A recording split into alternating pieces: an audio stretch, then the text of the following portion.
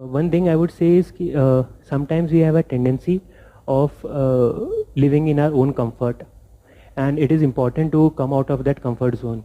So when I was in Jaipur, I was studying. My room used to get very hot, and my father said कि AC लगा देता हूँ. I said no, I don't want any AC. He said ठीक है cooler लगा देता हूँ, cooler काम कर लेना. I said no, I even don't want that, because I don't know what environment I'm going to get in the final exam, in the examination I'm going to give.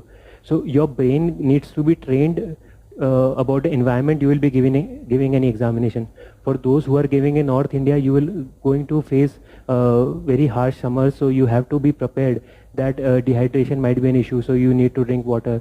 You need to wear some light colored clothes. All those things, whatever makes you comfortable, just try to simulate. Simulation is very important.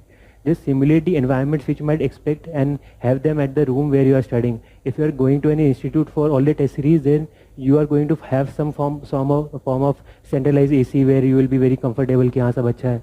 But that is not the case in the final examination, and that it becomes important then कि आप blame नहीं कर रहे हो बाहर के factors को.